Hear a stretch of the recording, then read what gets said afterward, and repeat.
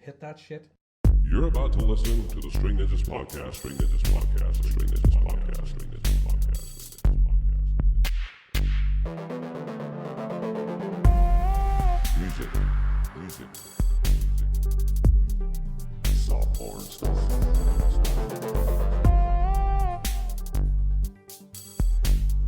5, 4, 3, 2, String Ninjas Podcast, String Ninjas Podcast, String Ninjas Podcast. Alright folks, how's it going there? Welcome to the second String Ninjas podcast. Thank you very much for joining us on all the various platforms.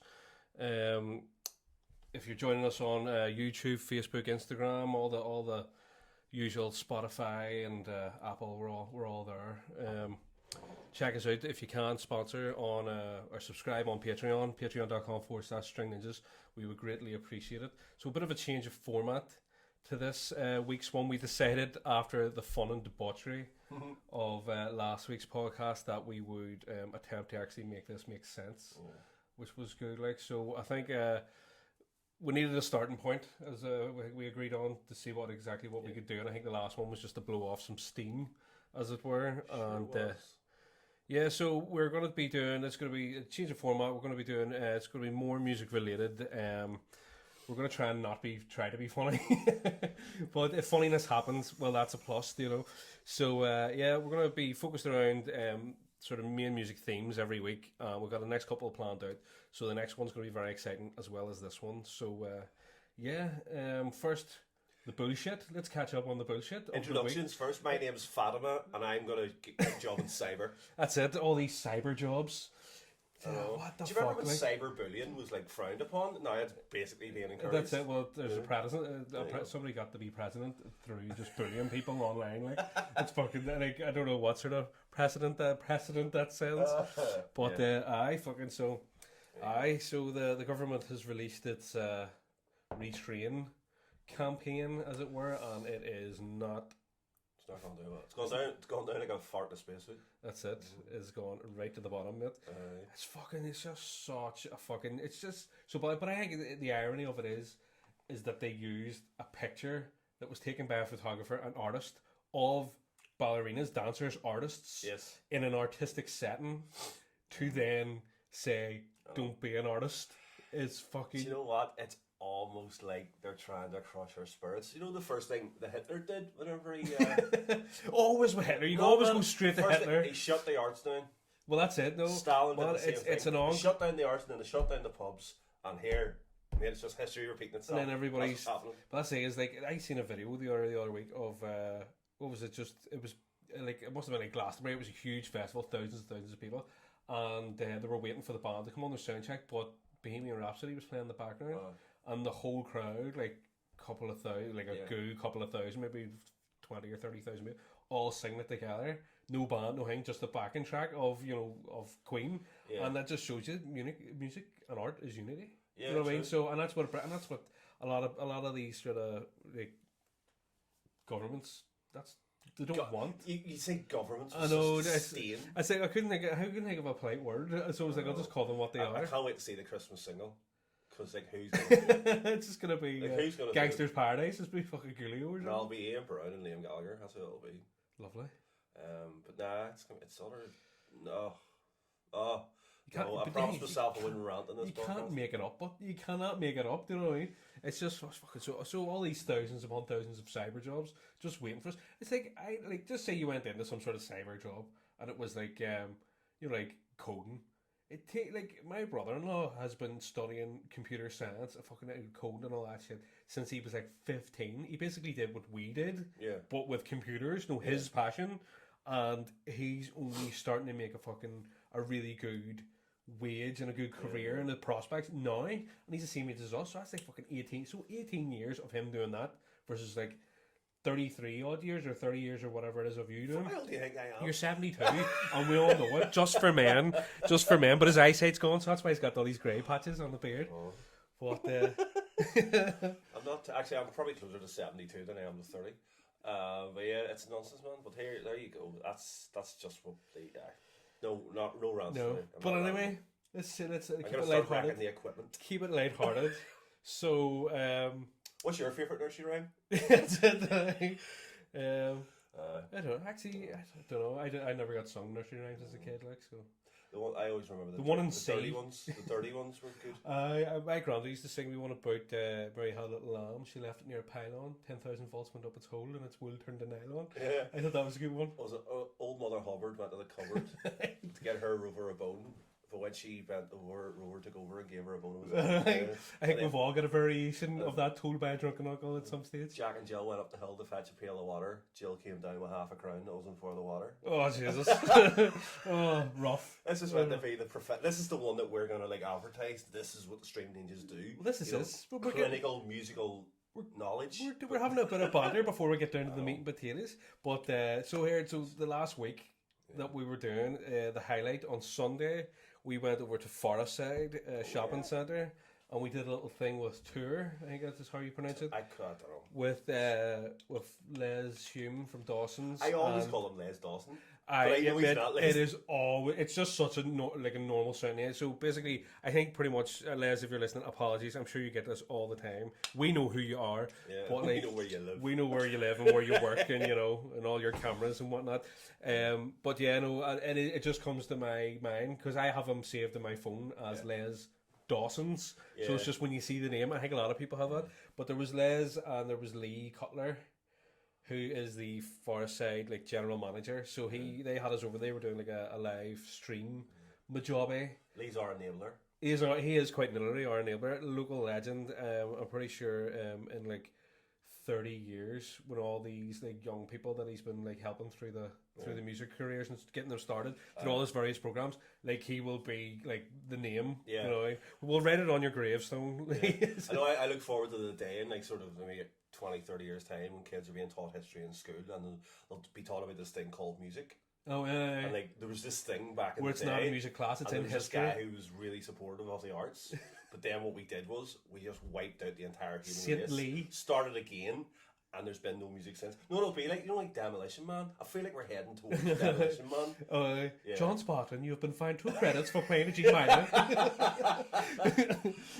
Somebody's just going A minor, C major, A Mixolydian, and then going and wiping their hole with it. To be fair, whenever I was at school, we weren't allowed to listen to Carmine Burana.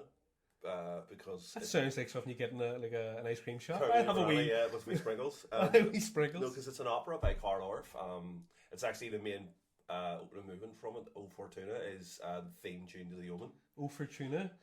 That one. And Bumblebee Tuna. Bumblebee Tuna. And I remember our head of music, who was a priest, wouldn't let us listen to it because it was effectively satanic music. But still something we can learn from it. I don't know. Satan can fucking rock. If anybody's if we take anything from Satan's choice of music, it's very. If it's okay for me to listen to Paganini, who sold his soul to the devil so he could be such a good player, it's okay for me to listen to music from a film with the devil. That's it. So yeah, we did that. One of the things that I had to say I enjoyed the most was because of your gimpy foot. Oh yeah. You got so we were standing there, Mick's on his crutches. I've got gout. Usually I'm his crutch and he leans on me, you see. So but he's standing there on his crutches, look with a wee forlorn face, and Lee, the legend that he is, all we hear is this, the battery, and Lee just, pulls up on a wee mobility scooter for Mick. Fuck me, I couldn't stop laughing. There is pictures. Shop Mobility, if you want to sponsor this podcast, hit us up. So we had but then the thing was it was a game changer when he introduced the second one. Yeah. And I got to have a wee fly-about one. We did a wee little Mario Kart simulator. I have actually got footage of that on the good camera, so I'm going to put together something about that. And it's funny, we got a more positive reaction to us.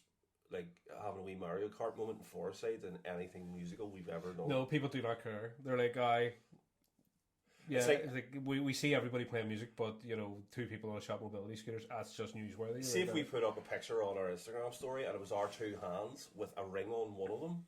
The amount that thing would go viral because people would be like, "Oh my god, these 2 birds are getting married." These 2 birds are going to hibernate together. But oh Jesus! Could you imagine the smell?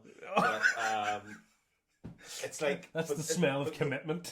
It's all that whenever people are having babies and it's is it a boy or a girl? Let's have a reveal party. You're doing that for Instagram. You're doing it for nothing else but likes. get over yourself. That's it. And I'm saying that as a guy who's plugged into the Matrix. Yeah, that's Who lives for social media, but get over yourself, right? Rant over. No, the thing is, you keep saying rant over, I know. but you keep launching in the alarm one. You know what it is? Because I slept through my alarm this morning and I'm just all out of sorts. That's what you get when you pull the dick of yourself 20 times in one night. Man. Yes, there you go. Do you know what you should do? Timestamp, I just beep over that bit. That's what you should. Yeah. Player 2 has entered the game. Oh Christ! Anyway, all right, moving on. So what else did we do? Amy Winehouse video. Yes, that we put out on Monday. So yeah, as part of the new format, we're going to try and do regular content releases and whatnot. So basically, the way we're going to work it is we're going to release a new video every Monday. We're going to release the podcast question, the big question. I'm going to be doing the big question type soundbite for that. And that's going to go out on a Tuesday. The podcast is going to get released on a Thursday.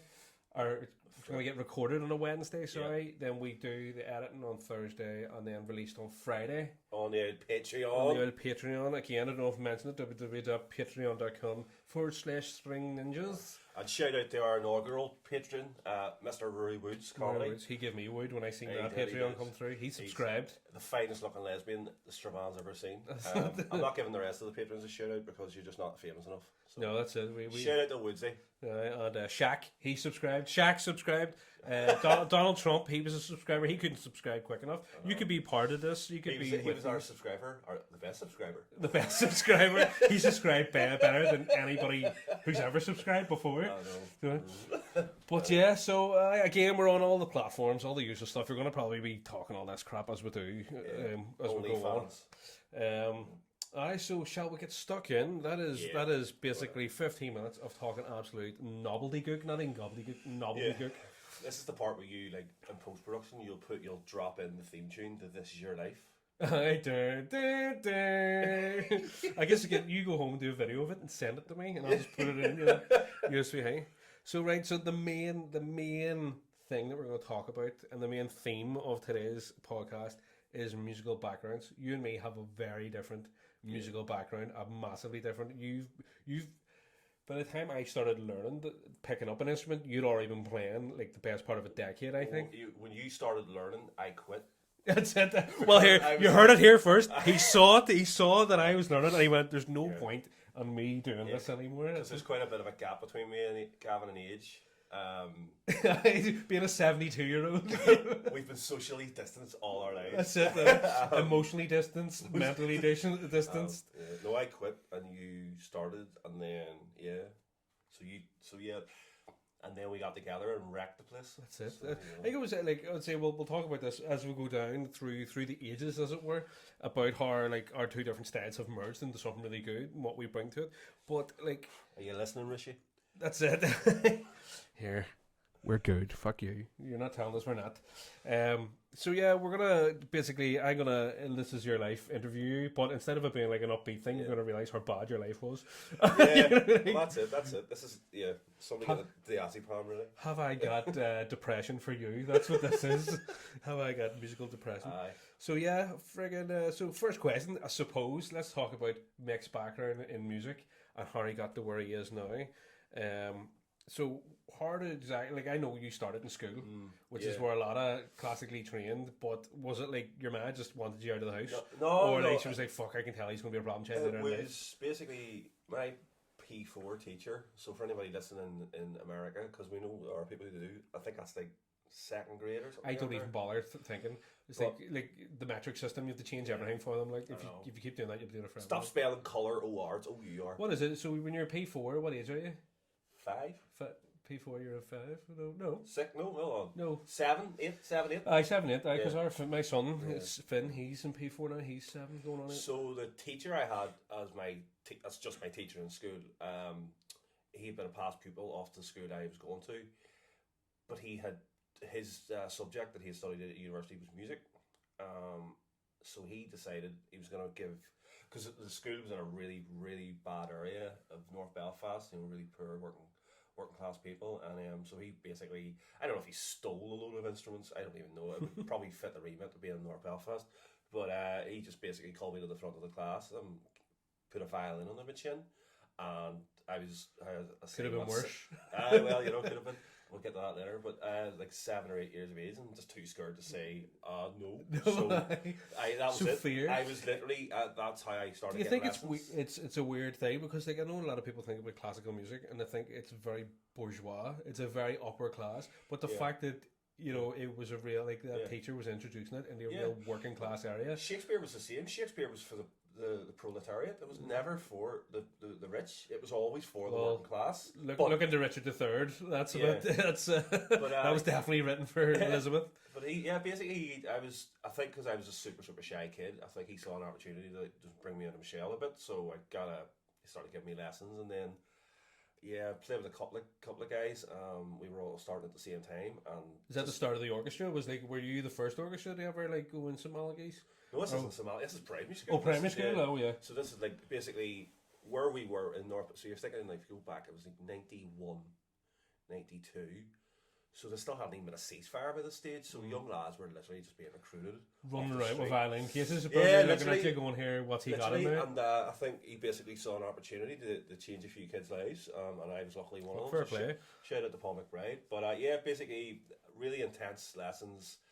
We seemed to take to it really quickly. I think we got fast tracked to doing grade 2 within the first year of us playing, and then he had us learning music theory. Basically, all the stuff that I should have been doing when I went to high school or whatever, or grammar school, I was doing in primary school.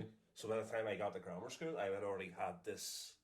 You always tend to find that. Though, like it's like music and languages. Yeah. Like if somebody's like fantastic, like obviously when they are Irish, like I can't speak a word of it. Like, but there was people in my school that came in the first year completely fluent in Irish, and they were like doing their A levels. Do you know what I mean? So it was like one less worry. But like it's to say, you always find that with music. Even in my music class when I was in the first year, there were still people in my like that were already like grade 5 and above when they came in. Like, so it was kind of well, that was the thing. Whenever I got to high school, grammar school, whatever you want to call it, I got 100% in my end of year music exam, but I had already done that test 3 years previously.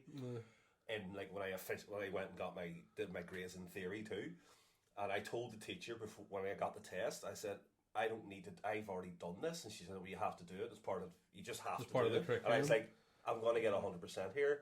And I think she was like, "Yeah, whatever," and I got 100%. But then it was celebrated throughout the school, and then there was people like, "Did you cheat?" I was like, "Look, I told her I shouldn't have been doing this test." It was like a prerequisite. It's just part of the curriculum. You learn through the year, and then you do a test. It's like any subject, but because I had already done it, but I wasn't exempt. So what was that in secondary school? That was first year of secondary, so I was like 11. So but the thing is, I had already, I think by that stage, so that was like a grade 1 level music theory. I think by that stage I had already done my grade 4 or 5. I'd already, like, all those things were done. So and grade 5 is GCSE level. So I was already there, but I couldn't do my GCSEs early. So I had to sort of sit in a holding pattern. Sort of stagnant, waiting for it to be like, right now you can go on and do this other part. The thing about my school, which was so strange, was with the curriculum. So for me to do GCSE music, I had to do. So after first year, you could do like an advanced music subject. I didn't need to do it because I had already done it, but I couldn't do GCSE without doing that. But I wanted to study Irish, but I couldn't. But the way the timetables worked was, so you did the language Irish or like culture. Or no, the language. It's like you either did Irish or you did music. It was just whatever way. A weird one. Whatever way they had set up the timetables, that those subjects always happened at the same time. But they said to me, you won't be able to do GCSE music unless you do that. So I literally had this. I spent the first 3 years of my time in Smalley's wasting my time. Funny. because I was going to want to do it anyway. But I was like, can I not just go and learn something else then? Because the thing is, at that time, as well as being at school, and I was attending the Belfast School of Music, so I was still studying outside of school. I was getting my private tuition with the violin. All this extra stuff. And I was in orchestras, and so it wasn't like I was just going to say, "Oh, can I just have like a gap year?" No, I was doing all these things. See, it's a weird thing that you're saying about like the first 3 years, and because this is probably where we are similar but different. You're saying because you had already learned music at that stage, and then you basically had hit a wall where the curriculum wouldn't let you go. Whereas for me, I always had a bit of an interest in music. Like I always tried to play. I always found the setting for me wasn't right. I am the type of person that likes to learn at their own pace and like go in and do stuff. I don't like sitting down and being told until I have a grasp. And I think a lot of music teachers, especially in my school, first to third year, I hated music. It was just, I remember going in and I'm like, this is the stave, this is the notes, this is what they are. Write me a song, 14 bars in G major, and you're like, I have literally no idea what you're talking about. Like, I don't understand what's that black dot mean with that. You know, I couldn't relate it to anything, that timing and all that there. Like, whereas now, obviously, throughout the years, being self-taught and being just surrounded by musicians who speak. You know, like, I always found, like, the teachers in my school were, like, talking to themselves in a way, because they knew and we didn't know, and because they knew, they were automatically assumed right, and if we didn't know, that was kind of our fault. So, like, the first 3 years, we were probably exactly, because you would be 2 years ahead of me, or 1 year maybe. But it's funny that the first 3 years we both did nothing with regards to music. Realistically, within school, but at the same time, completely different. I hated music. I was like, I'm never going to do music ever. Like, I don't want anything to do with that. Formal setting really just ruined it for me. You know, it was kind of. I do think that being taught, like, if you're talking about in a lesson, being taught effectively music theory when you had no physical application of it, definitely, because the only way you can understand it's not like when you teach someone mathematics. But you can even go one and one. You know, there's a visual representation that you can relate to. One finger and one music finger. Theory, if someone has no, like, practical experience, which you didn't play piano, Definitely. you didn't. So for someone just to go, here's a new language to speak, you're like, well, it's gonna because with music theory, there's so many.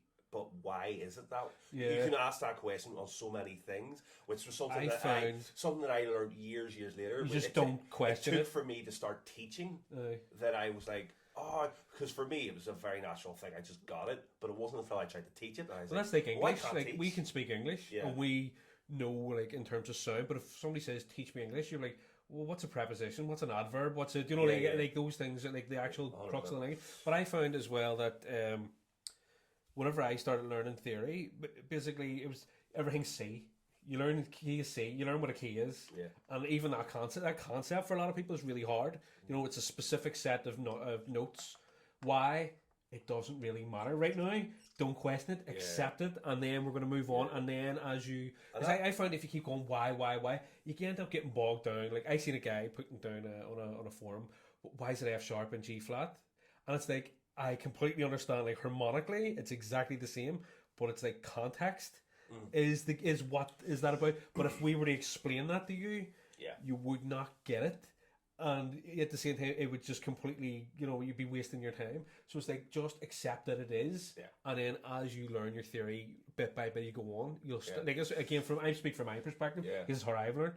As you go on, you'll start to put the dots. Like, if you learn, I don't know, like, if you learn like 5 different pop songs when you're starting out, and you go, oh, that one has like G, C, and D, and this one here goes to an F, and you go, oh, right, well, so, and then you start piecing how these chords all start working there, and you go, like, so when you're starting to write something, like a wee song for yourself, you know that in certain circumstances you can, but if somebody sat down and told you the theory behind that, and about like modes, and about, like chords, like swapping in and out of keys and you'd be like, what? Do you know what I mean? It's very strange. I don't understand, and I've never understood why, because I know it still happens to this day. I have friends who are music teachers in schools, and I don't understand why music is being taught as a subject to people who don't play an instrument.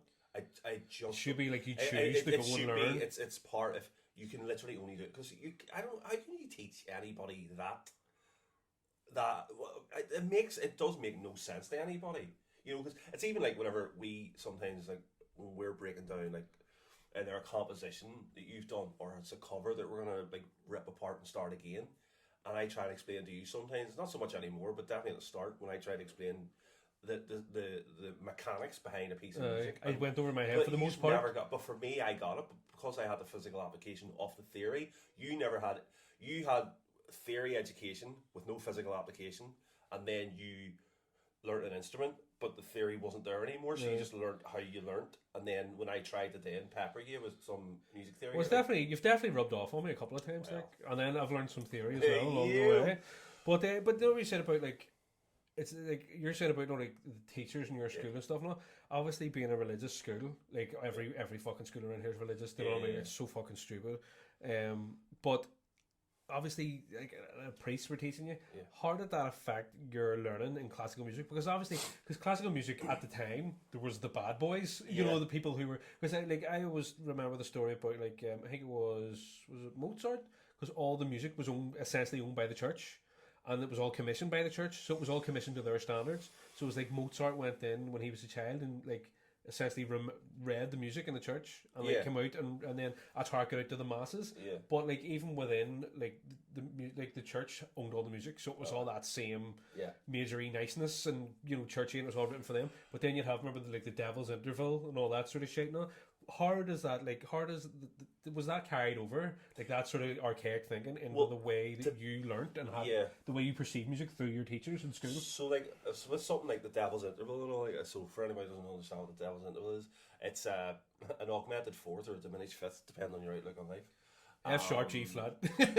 Made famous mostly by Dance Macabre by Sanson, and it's very haunting, just that interval. But like at the time, it was banned, so you weren't, the church banned that sort of music. That interval was banned. It was called the Devil's Interval, and that was the end of it. But when I came to learn and be taught by priests about music, it wasn't ignored. It was like well, here you still had to learn about it. Aye. But it was the only time that it ever became a problem with religion and music was, like I said at the start, that Carmina Burana thing. The music from The Omen. That's the only time I remember Such a weird ever thing, being like. said. But then, to be fair, we also weren't allowed to wear comic relief badges because the red noses, because comic relief encouraged the use of contraception.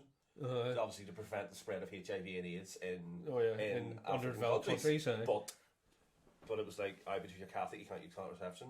You can have sex standing up, but you can't have contraception. but withdraw. They had Billy Connolly withdraw. That's the podcast episode where we're really struggling for topics. But yeah, that was the only time. The only time, like really, talking about like music education, like the way I was taught and who taught me. I only remember, because I thought classical music was the be all and end all, and then I remember seeing a film called Wayne's World when I was. I would have been maybe 14, 15. Saw Wayne's World. The opening scene, I was in the car, Bohemian Rhapsody, they're all headbanging, and I remember saying to my dad, "Jesus, what was that?"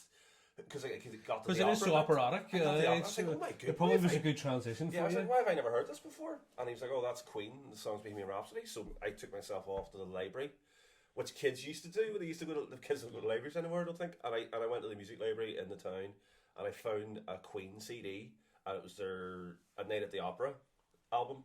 I released it out.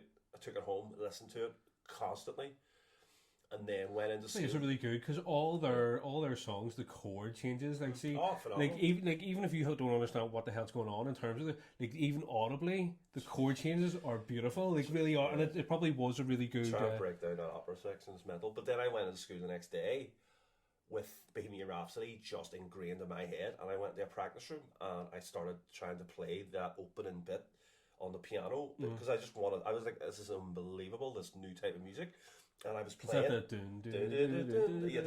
So I was trying to figure out how to play that, and then sure enough, priest bursts into the practice room and slams the piano shut. I got my fingers out of the way, thankfully. But priests don't really like Queens in general, don't know, in any sort of respect. But he was like, "No, you can't be playing that music in here."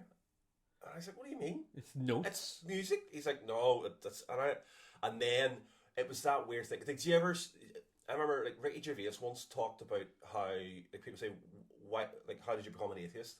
And he said because he used to go to Sunday school, and he was doing like his homework for Sunday school, and his big brother came in and was like, "What are you doing all that for?" And his mum went, "Bob," and he said it was the way that his mum spoke to his brother. He went, "Was there something?" Is there something not letting on here? And it was that day whenever the priest said you can't be playing that, I was like, there must be a reason why. And then that's whenever it's just the whole world of music opened up to me, and I discovered like guys like Stefan Grappelli, and I was like, hold on a second, there's a guy on violin playing jazz. What? What is this? What is this madness? And that's kind of where my sort of branched out. Yeah. Well, that's a good segue into the next sort of thing that we're. So you were like, I know you took a break for quite a long time because you nearly broke yourself. Got a decade. Tendinitis. Tendinitis. So yeah, you had that sort of that hiatus for quite a long time, and then your next musical foray was what, Stormtree? Yeah. That Celtic rock thing, Celtic that rock band. Yeah, I took a 12-year gap because I've tendinitis, and basically when I was in school, I was told classical music. So I thought, I have to be a symphony orchestra player when I'm older, go to music college and what have you. Due to the injury, I obviously couldn't pursue that dream. So I just, in my head, I was like, well, music's dead. Music doesn't exist outside of that. Because how else am I meant to make a living? It's a strange way that's sort of like a mental condition almost. isn't it? Like, No one ever said to me, you can't do that, but you can do that with it. That was never. It was just like that's all you can. That's a very strange sort of way to grow up thinking about it. You know, like to think that if I do this, I am stuck within the confines of this sort of trajectory. Yeah. Whereas, like for me, it was more of a case of like again, this like sort of hard, like sort of brings back to the question of like learning music as a kid versus learning it in your like sort of teens and adults. You're doing it for yourself, and therefore it's on you. Whereas as a kid, it's like anything. Do you know what I mean? You learn to ride a bike as a kid. Yeah. Do you know what I mean? It might be fun at the time, but then it becomes quite like a chore as you get older, sort of thing, and then it becomes more of a what's the word, like a box, like a cage rather than a way of exploring things. So it's kind of strange to think that, considering you were listening to Queen and you see that was. You had already assigned yourself to that sort of trajectory, like. Well, that's the thing. Even like when I filled out my UCAS form, it was just music college. Fucking And UCAS it wasn't literally until the final hour. It was with the final hour being going into upper sixth when I'd be sitting my A levels that I was like, why is my wrist so sore? Went to the doctor. Oh, you've tendonitis. You need to stop playing violin. I was like, I can't because I've literally banked on my A level music. I've banked on this, so I had to play. I played for another year. And then basically quit, took 12 years off, came back to Belfast after living in... What did you do in uni then? Not a lot. Not a lot? No, it's funny actually because I couldn't do a music performance degree, so I did a music tech degree, like studio production and what have you. Oh, you never remember any of that shit? No, but the thing is I remember on the first day turning up to class and it was basically meant to be like a module on kind of music theory, and I was like, but because all the students were from like, some were from business backgrounds, some were from music backgrounds, some were like there was loads of rappers and stuff. There was like guys who didn't actually play instruments and stuff. So a very mixed bag of students. So there was like a module on music theory, and I got up and walked out, and I was like, is this what I've come over here for? Bullshit. So then I got a job in a bar and. Take it easy. Well, that's that thing that Irish guys do when they move to England, is go get a job in a bar. Living up to the cliche. So long story short, came back to Belfast, met a girl whose uncle had a violin that needed repaired. I happened to say I used to play, fixed his violin, played it. By no means could do what I used to be able to do, but after a few weeks of sort of practicing, I got some of that muscle back. The dexterity. You never really forget, but you definitely do need to blow the cobwebs off. I know, and then found basically there was a band looking for a violinist to join, but to join as a lead guitarist in the sense of play the violin but do what a lead guitarist does. And I was like, oh, that's weird. That sounds kind of cool, and it was fun. And were you granted any like artistic? Because this is the real thing, and this will be moving on to the big question and later on in terms of like.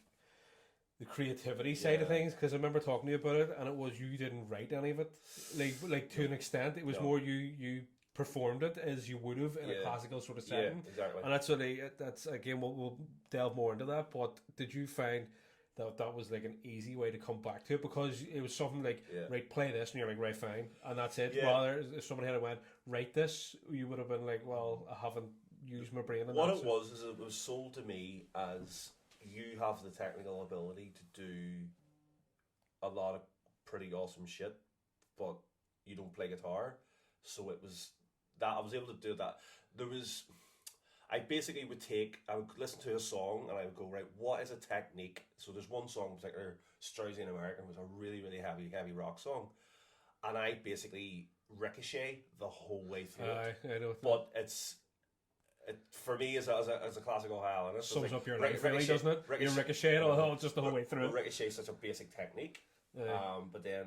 But within the confines of that But Celtic when- rock, that's it- never been seen. It Blow your tits off, like. And people, every time people would say that, they go, "What in the name?" Because that's I'm you know, fucking you're- sick of seeing you do that. I know. But yeah, no, but people go, "Shit, here." I'm not used to seeing that, and that's kind of So I would look at a song that was already composed, and I go, "Oh, what is a technique that I can apply to that?" Yeah. Like not like rip off Vivaldi, but like go like We'll take you something in from your that style experiences go, and your inspirations. And slide that in kind of thing. So yeah, left Emmons, and then got a job as a waitress in a cocktail bar, and then you came in and. don't you want me, baby? This way we're instrumental, by the way. Yeah, Fucking thing. But no, that's pretty decent. There was nothing. Like, what did you take away? Because it's sort of a weird thing to be like. I would assume from because actually. Again, similar. We were both set in our I was a fingerstyle guitarist, and the whole thing about solo fingerstyle instrumental guitarists is we do everything by ourselves. We do not play well. That's what with others. So it's kind of weird. And in the sense so you're sort of alienated from the rest of the music community. Not obviously you have friends and but you're never going. I'm gonna go and work Like now, after us playing, I could be like, "Oh, just set me up with anybody, and I'll be able to." I am aware of the language that you need to talk with people now. But back in the day, whenever I was on my own, there was no chance. And I started thinking, was it strange for you going from, even though you were surrounded by people, you were doing the same as everybody else. You weren't not thinking for yourself in terms of because your job was to perform the music as it was. So was it sort of strange going to Stormtree? Did you have any sort of did it encourage you in any way to be creative? I mean, to be fair, it was probably the perfect reintroduction. See, because I took all that time off from music, so I still had all that knowledge, but I didn't have I couldn't apply it in the same way because I didn't have the technique had gone. Because what used to be was you would practice 5-6 hours a day, and I did that for years and years and years. But then not playing for 12 years at all, because you then get out of that classical mold. All those shackles almost. It's like going to the gym every day for 2 It's years. very, And then classical is very rigid at times. So because I was able to I left the classical world, experienced so much more music, just other types of music. Like I lived in a town in England where the only music you'd ever hear was drum and bass and stuff like that. So I was like, Morris dancing. I was just imagining everybody's around the Mayflower pole. It was all drum and bass and garage and hip hop and stuff like that there. So I was like, well, I'm never exposed to classical anymore. And then you'd go to the local Irish club and there'd be a wee Keeley on or something like that there. But a wee Keeley. Did you get a wee lumber? Did you get a wee lumber to wee Keeley? Did you? Because I spent so long out of it. So then by the time I got back to Stormtree, I was able to sort of ease yourself in. And because as well, I wasn't the focal point, even though I was playing technically as the lead guitarist. It was a good. I mean, looking back on it, there's definitely things I would change about stuff that I did, but every day's a school day. That's it. Even my playing, it became whenever we started playing together, because I was used to doing everything, the bass line, the rhythm, some sort of fucking melody, all that sort of bit of the percussion. Whenever we started playing together, and it was basically right, you've developed your essentially it's all right hand with me. It's all there. Yeah. So basically you've been developing all these skills. So just put that right hand to some chords, would you, and just take it easy. And I found that was it's quite liberating as well, because I skipped over. I went from learning Smoke on the Water and not trying to learn Nothing Else Matters, the wee intro at the time, with the pick and all, trying to do that there, and I was shite. My rhythm was terrible. And then I seen Andy McKee, and then I was like, what the fuck, he's playing that with his dick, I was like, oh, I didn't even know. And then looking back at it, you're like, well, it's pretty obvious that you can do all this sort of stuff. So I missed out on that whole just learning songs for people, because then because he was doing it by himself, I was like, I withdrew, and I was like, well, I can just learn all this stuff in the house and don't have to worry about it. So I never learned fucking any songs that anybody ever wants to hear. I know, because somebody go, oh, can you play Superstition? And it's like, no, it's not that fucking difficult to play if I just sat down and learned, but I had no real want to learn it. And it's kind of cool, because now I can just be like, right, I'm just gonna fucking do G, C, and D here. We're gonna make it sound amazing, and you're gonna do the rest, and I can take it easy. Well, that's the thing, because when I was at uni, my dissertation subject was how do we get from Shostakovich to S Club 7, and the premise of it was basically. Is that what the S stands for? S Club 7. Shostakovich Club 7. But it was basically in music, to get technical. Well, here's a music podcast. This is the Is sexy, that what this is? It's the Fuck. sexy stuff you came for. But like, because there's only in a scale, in any scale, there's only 13 semitones. So that means there's 13 major chords, 13 minor chords, and then obviously you can All diminish the them and odds, do whatever you all want. the Like, odds with it. so there's only a certain amount of possibilities of things that you can do. So by the time popular music came around, even like going back to the 30s, like once sort of blues and rock and roll started to make its name for itself, it had all been done. It had been done before the turn of the 20th century. Literally, you cannot create. There's no more notes. You can't create anymore. Well, not within Western music anyway. No, but Or unless you're Hard Moon and Mighty Boosh, we discovers the hard note in between B and C. The Demi semitones. But then that's the thing is like but whenever I left class, so that's the thing. So when I left classical music, and then got exposed to Stormtree, and then when we started doing our thing, because I have basically, it sounds really egocentric to say that, but because I've basically heard it all, that whenever it comes to like, right, Mick, we need to learn. Like, how many times have we done? Like, it's going to shock a few people, but we have done weddings where the night before gone, oh shit, they requested that we play this song when they go down. But we haven't done it to your wedding, No, just so you know, your wedding, sweet. It's all been learnt. But how many playing times has there been that last minute thing, and I've gone, oh, it has to be that song, and then 10 minutes later, I'm texting you back, going, right, this is the breakdown, these are the chords, blah, blah. Because as soon as I hear the song, I've basically already heard it before, even if I've never you can heard that place song, it, because it's basically following something that's already. The thing is, the patterns, even the patterns, like it's saying, so simple. Like as you're saying, like pop music and all these sort of things, like they all do follow a pattern. Like 12-Hour Blues is obviously like probably the most famous pattern in music. Do you know what I mean? In terms of your 1/4, was it 1/4/5 type of thing? Do you know what I mean? That chord sequence, and like because I never played any sort of pop or anything like that. I never picked up on these patterns, so see me trying to work stuff out. Yeah. It was like, I was like just giving up. Yeah. Whereas now it's like, if it's G, well, probably going to be C and D. It's probably going to be an A minor or an F or something. So you're able to sort of work these things out a bit better. Like that's why I look at. I mean, what's that film where all the like mathematical equations are visualized? Is it Good Will Hunting? Oh, that's your man. Or is it Dead Poets Society? No. It's no. What am I saying? Well, your Good Will Hunting is what you're thinking of, but I think you're also. Are you not thinking of the other one with your man, the Australian fella? No. Gladiator, Beautiful Mind. Yeah, but anyway, that's basically how I look at music. So when I look at music in a mathematical fucking way, Rain Man here. No, but that's literally just I don't know why. It's just I visualize. I can visualize something. So when I hear a piece of music, I'm almost printing it out in front of me, which is why, like, again, like when it's here, there's a song, like even like things like Bohemian Rhapsody, I was able to go, well, it goes. I can hit the bass. It goes up to this, but then you also know, well, there's only so many different places it can go. Which one makes the most mathematical sense if you're listening to it from? It is a very clinical. It's a very clinical sort of thing. That's for me. That was just that's my understanding. So just the way you visualize it. I took all that classical knowledge. Like I wasn't taught that way. It wasn't like I was sat in class and like, right, this is how you remember things. It was literally just how I process the information, so that when I apply it now to music and anything that I do, that's my. I feel like that's my strongest tool. Is that not the actual playing? It is definitely like I have seen what you do in other people as well, but it is still a fucking like that sort of relative pitch to go. It's like I think whenever I was at Tech, they tried to teach us that to an extent. Do you know that it was the Hungarian hand movement thing? You know that do re mi fa, and basically to teach kids how to like visualize the notes, and basically they tried to teach us. It was like, right, well, it wasn't. The whole point of it wasn't to go like, oh, that's you going, that's a G, that's a G. It was to go, I know where that is in the sequence. I know if that's a do or re or mi, and therefore then I can go, well, the next one's a blah blah blah or this, that, and the other. And I just could not latch on to that concept, like. But it was, it's funny. I learned more about music from not being in music schools or classes or anything. Like even music technology. I did music technology for 2 years. And the first year sort of not breezed through it, but I did well enough to go back the second year. And then the second year, I was like, it's just too. I can't.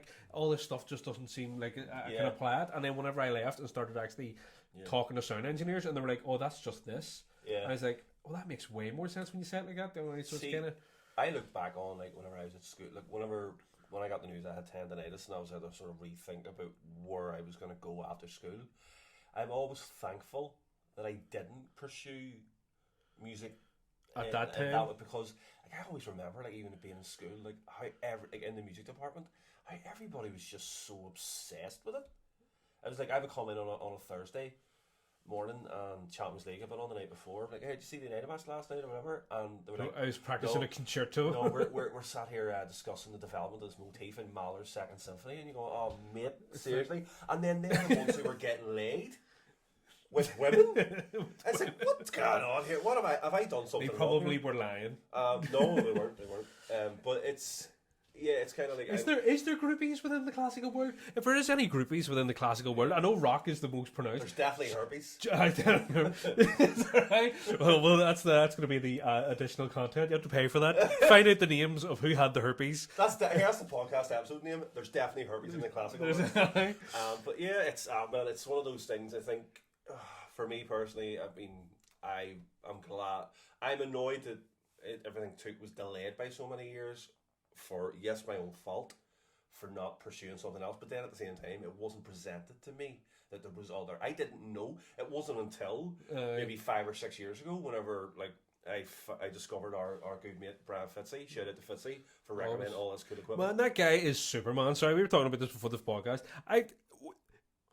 What is he? What is he? He fucking like talk about cyber. I think he is some sort of cyberborg thing where he's just like every time I put up see a post about him, he's either put together a new rig, he's rewired his house, he's building shit all over the place. It's like, can I be you? Can I just be you for a while just to see? My money's on Fitzy discovering a vaccine for COVID-19 before I fucking believe that. And he'll be 18 that shit out of like old used motor oil or something. Yeah. So, but it wasn't. And then I saw his YouTube channel and he's live looping and beatboxing, and I was like, see, that's what I should have been doing. And then as I became friends with him over the year, something else. I actually had to have a conversation with him. We both had the same education growing up. We had all this, like, everything. And then the point where I stopped playing is the point where he went branched off. Yeah, but I didn't know that those jobs were out there. I didn't know those skills. Like, I didn't know, like, there was like in Belfast there was no jazz cafes, there was no one of the things that you did try our geographical location is the main hindrance to that, and the fuck most of the people like are kind of ball bags when it comes to music around here. If it's not dirty old town for years, they couldn't give a fuck about it. So there is like, and that all that's changing thankfully. Well, it's kind of stopped now, but you know what I mean. But the thing is, I've always thought to myself, it's a weird thing. It's like, would I change if I had the opportunity to go back and have the classical experience and all? Would I change it? And probably no. But would I have went and like maybe the one thing, and I always say this to people just who haven't discovered it myself, and it was just because again I was on my own for so long trying to learn it. There was nothing pushing me. If I didn't want to do it, I didn't learn. Play with other people as soon as possible. If you want to get good at playing music, fucking play with other people. Get in touch. Go to open mic nights. Go to fucking, go to friends' house parties. Listen to actually talk. And don't be fucking jealous of people that are better than you, because they're better than you for a fucking reason. But if you want to be that good, play with them. And that's the only one thing I would change, is I wish I had have come out of the bedroom a wee bit quicker. And fucking, instead of just playing, oh, it's a weird, I'm ready. Many people said all your creative juices flew out of your bedroom. Well, that's it, you know. You were a teenager. Just for anybody, it's the ooze from Ghostbusters 2. Yeah. Just that pink stuff running under the bed. That's me. Not the ooze from the Power Rangers movie. I haven't seen that. Oh man, that's a the old one or the new one? I know that like the one that came out in like 97 or 98.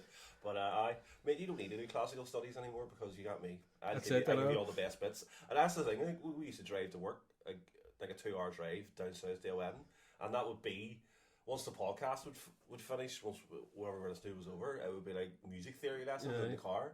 I know there's been many a heated discussion on the M1.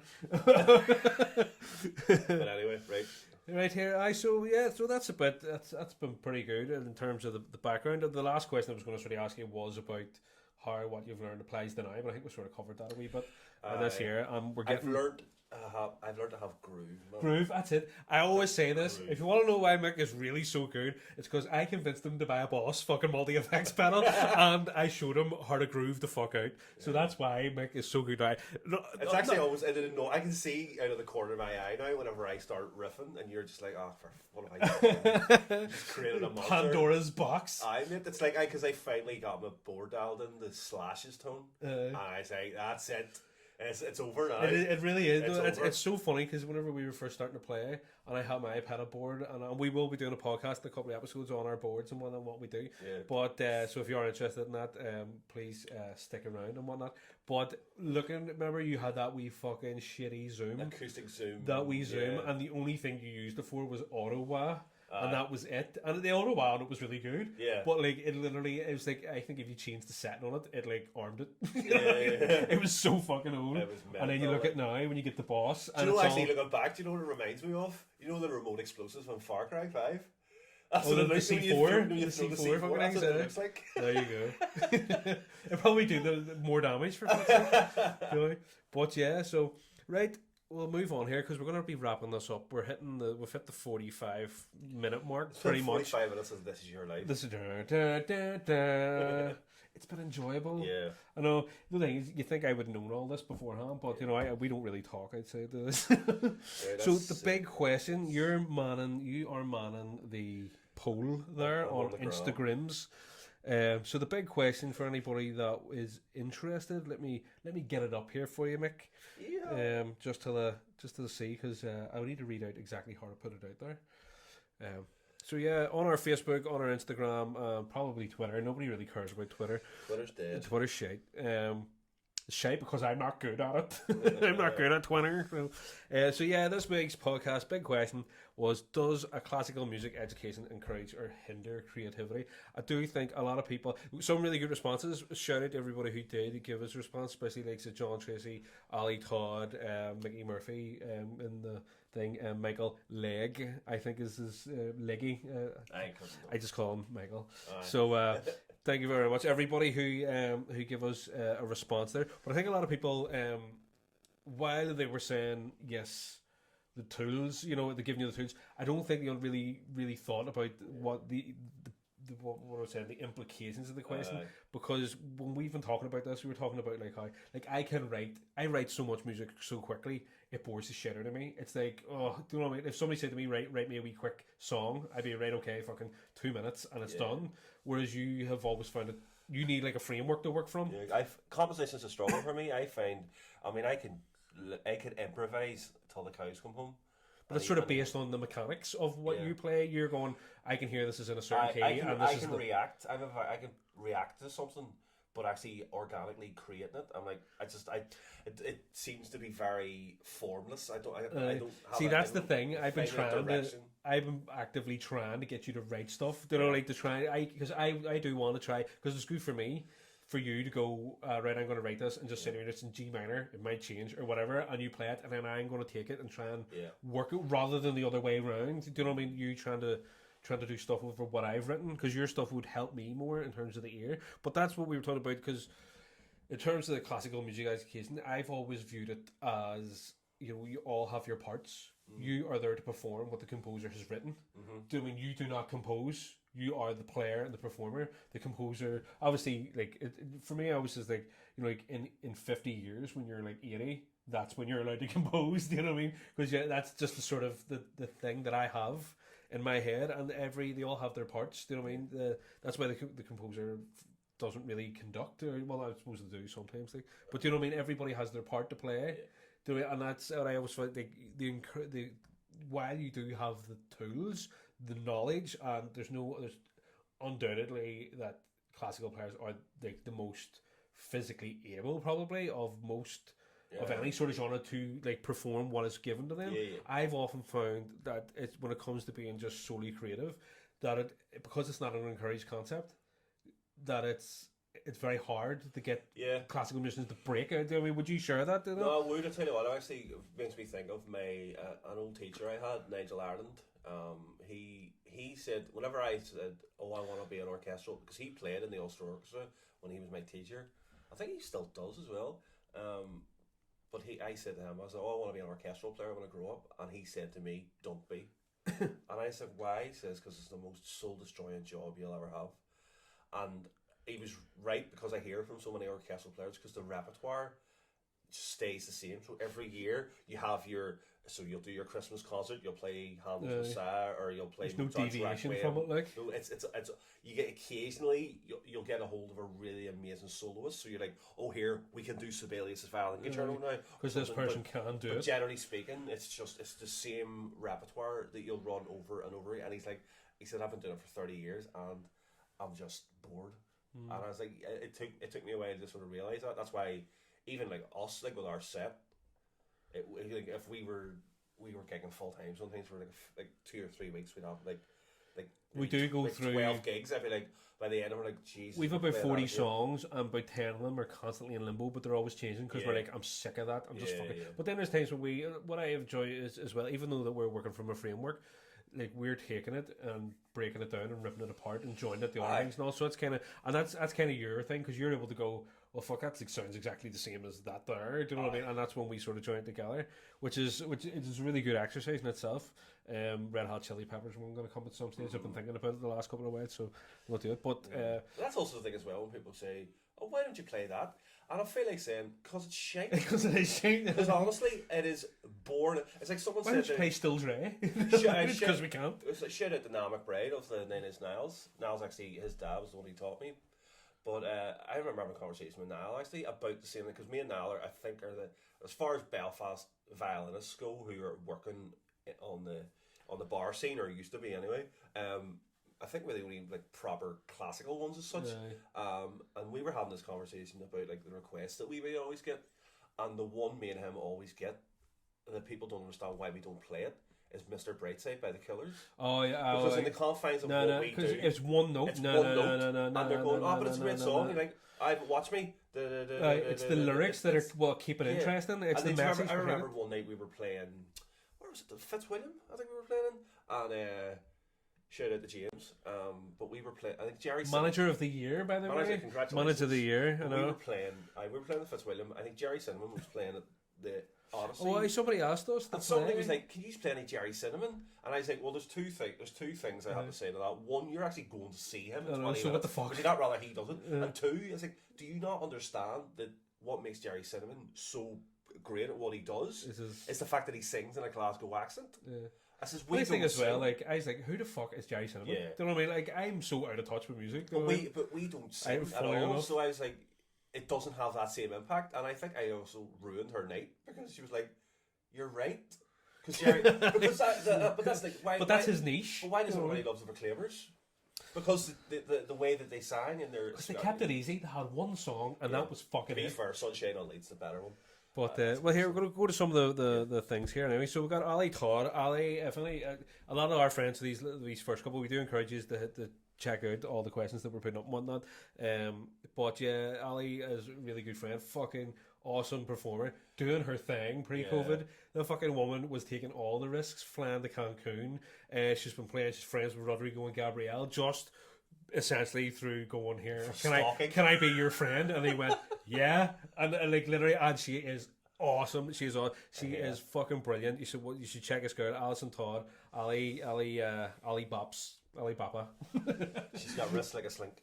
Like a slinky. A slinky? A slink? Sorry. But anyway. Sleep through my alarm has ruined my day.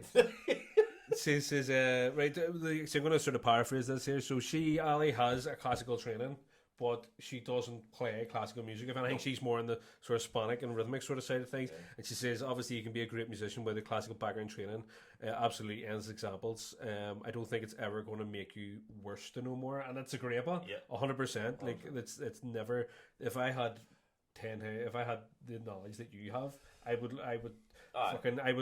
be churning out fucking all sorts. Like, it's butter. Like, but she makes the point, the exclusivity and the elitism of classical music pisses her off, because, and I think that is a lot, because classical music is beautiful, but for so many, as you're saying, it's for so fucking, like, for literally hundreds of years, it was the music of the fucking of the rich and the church, they had it and it was theirs, and poor people like us weren't allowed to fucking even listen to it. You know what I mean? Like Mozart were, like, from the age of 5 were employed by like a king I to write shit. to write music for him. You know, It's fucked up. Let's see what else other ones we'll have here. Mark Hamilton's got Mark Hamilton, Shout Mark out to Hamilton, Mark. another one. He's a very well balanced individual. He's- I liked his response. What was it, Mick? Mark was like, I'd say it depends on the individual, their teacher, and their exposure to classical music. I picked up classical piano at 29, and it's been one of the best creative musical decisions I've ever made. However, if I had been forced to play piano at 12, when all I wanted to do was play Metallica, I would have grown to hate it. And I was What like, 12-year-olds listen to Metallica? You need to have a word with your parents, mate. They obviously weren't good. No, but I 100% like. I agree with him. It's weird. Like I suppose, like I had the reverse of that. I went from classical to playing Metallica, and now it's like I can't imagine not playing the stuff that I play now. Do you not notice the crossover? And I think it's the crossover between metal, like actual as a genre, and classical music. Because I think if you look at like some of the best classical fucking guitarists or the like rock guitars and metal guitars, a lot of them got their standing in classical music. But there's always that. I think there is that literally they could have went and done their Shostakovich's and their Paganinis and all, or they could have went and done this. And I think that there is where the creative aspect comes in. Somebody like that's why the solo aspect of what we do when I solo, it suits my soul because I'm not far removed from what I already know. Yeah, well that's it. It fits. It just fits in. I'm not doing Slayer or anything out there. Although I probably should start. Definitely, we should listen to more heavy shit. The heavier, the better. Michael Leggy, the other guitarist in my band, is a classically trained jazz guitarist. It's been a huge plus to our creativity within the context of being in a metal band, as he approaches writing and playing an entirely different point of view than I do. Well, do you know what I mean? Did you run a gauntlet there because? Yeah. Like with anything, it's basically somebody has to be the more dominant of the two in order to sort of coalesce it together. Yeah. So I think with the jazz, jazz is I love jazz. I admire the beauty of jazz. Yeah. But fuck me, to those guys, like it's like here's G C and D, but fucking forget all that, mate. Here's 12 extra notes you need to play with that chord. Yeah. And it just obviously it opens up more of a thing that they can do. But fuck me, there's a real special talent involved in jazz guitar. Like, it's just actually thinking about what you were saying there about like somebody said if I had all the knowledge, I could do more with it. That was me about 5 minutes ago. No, but I remember a couple of years ago. For those of you who don't know, Gavin was on a TV show called Guitar Star. I was basically a fat Gary Lutton for everybody. The guy who won it. Gary Lutton won it. Not better. But I think it was like the next year there was a fella on it who he was a bit of an odd character. I wasn't too keen on him his personality or his music, to be honest. But anyway, here, long story short, he goes on to win it. But one of the judges on it is Milosh, the award-winning classical guitarist. Is that the lady? Is it the girl? No, Milosh. He's a really I don't know. dude. I don't listen to music. Anyway, but he's phenomenal. He's sold so many albums all over the world. He's class. He's brilliant. And he was critiquing this fella's performance.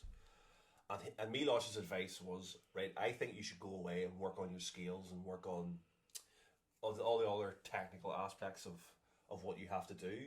And this guy turned around to Milosh, probably the most renowned classical guitarist in the world, and says to Milosh, yeah, I felt that I had to unlearn all those things so that I could truly become the musician that I am. Like such an influencer Instagram post. See Milosh sitting there going, see if the cameras weren't rolling, I'd stick the head on you, you arrogant wee prick. And knock your balls But then he went on to win it, and like it wasn't my cup of tea. He wasn't for me. Well, see, I've gotten into the habit, I've gotten into the habit of, and I think a lot of fucking musicians, no matter what, so I need to learn this, is it's not shit music, it's just not to your taste. Any music that's popular is obviously not fucking shit music, because you always hear people going like, oh, Billie Eilish, wank. It's like, she's fucking won awards, she's a millionaire, she's sold more albums than I can fucking than I have thoughts. She's obviously not shit, you just don't like it because it doesn't suit you, so just get the fuck over that and move on with your life. Do you know what I mean? I don't fuck, that's my rant. Starting us here, but here we'll do one more response here, and then we'll talk about next week's podcast, because we knew this one could probably get out of hand. If you think this one's getting out of hand in terms of time, fuck it. But here we got for next week. It's good. I'm looking forward to next week. We've had an hour, mate. Yeah, that's this.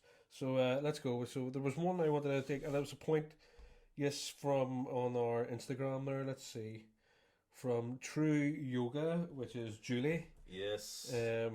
Julie Preston, lovely lady. I like Julie.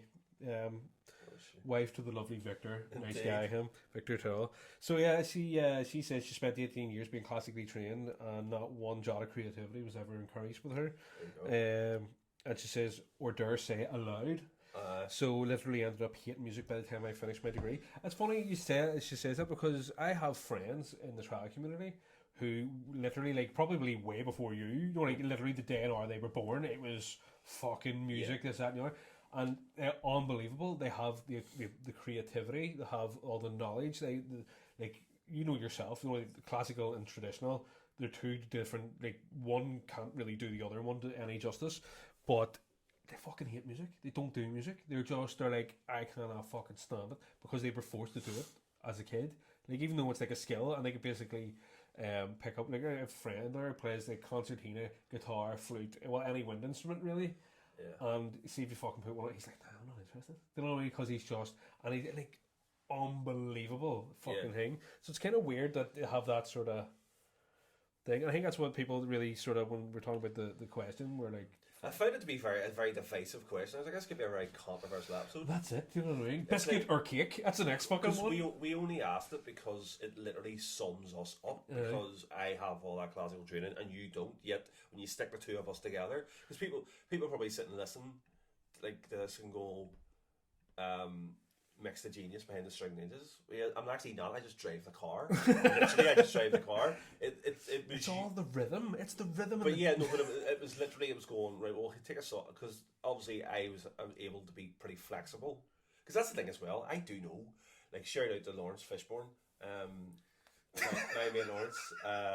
But Lawrence made the very good point of, like, you know, how so many classical musicians just can't jam. And they can't. No, they can't. Because they spent their life in front of very rigid, music, cold. And it's like, there's the time signature, and there's the musical direction, and there's the notes, and there's the, you know, and it's kind of one of those ones, like, if somebody's wiping your arse all the time, it's you're never conformity, going to be Gavin, that's what it is. Do you know what it is? It's just like the Tories shutting down the arts and shutting down the bars. And there we're bringing a full circle there. There we go. What's that? Is that called a clapback? Is that what that's called? Where you shout back to something you said before?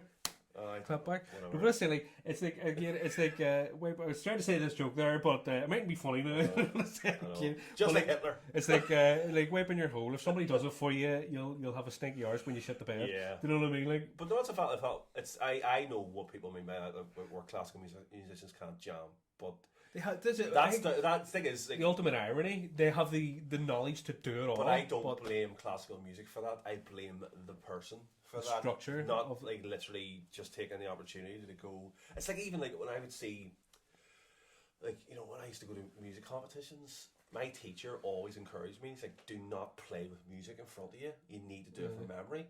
From the youngest of you did not use music, because if you're using music, even nowadays, like, I see, like, whenever people used to play in bars, that does my boxing when there's a girl on a stool singing with a fella on a guitar and she's got an iPad in front of her, and I'm like, you do this 5 times a week.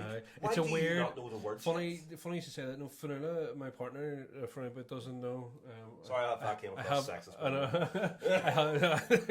What's wrong with being sexy? It's not the women. It's the stools and the iPads. The stools and the iPad. But she's in the Scallions, obviously, and I think it's the saxophone player. He's like trained like proper, and even though like his parts are generally very minimal within the ska music, because it's not like he's doing big fucking mad solos all the time, he still has to have all his notes with him for every practice, because that's just how he's learned to deal with the music, you know. So because I was like, fuck, that's weird, because I was like, it's kind of a weird thing. It must be like a memory thing, because I have all the memory of each. I can play all the songs that we know. We probably have 40 or 50 songs we know, but I'll recall them as they're needed. Yeah. And it's the muscle memory that triggers for me to go, oh, you know, this is because so many times have I forgotten a song and I've went, right, I'm just going to fucking commit to it, and it just comes back. You know, that's more like, it's not you've forgotten the song, you just forget where you are in the song. You go, oh, I thought we played this bit already. I do, and I zone out all the time. But that goes back to what I said earlier about how it's all been done before. There's only there's literally only so many notes. There's only so many patterns. So if you're forgetting shit like that, it's like, it's okay to like get a mental block and maybe miss a note, but like, to literally for, you know, maybe it's like, oh, you just have 20 songs to do in a set, and there's one you haven't played in like 2 years. Yeah, okay, you're gonna need a refresher course. But if it's something you're doing on a regular, like, mate, there's still, like, I haven't had a lesson in over 20 years. I can still remember the concertos I used to play. I guess I can't play them as well. That's weird, because I can still remember because do you know why? Because I practiced. Well, see, funny, I've been reworking through all my old stuff that I used to write, because I don't really write anymore, because it's like I don't really play in the house anymore, because we were out gigging all the time. But I've been very angry in this podcast, mate. no, you just realise you've been gypped your whole life, taught a skill you weren't allowed to use. But no, no, it's fuck what I was going to say. It really doesn't matter anyway.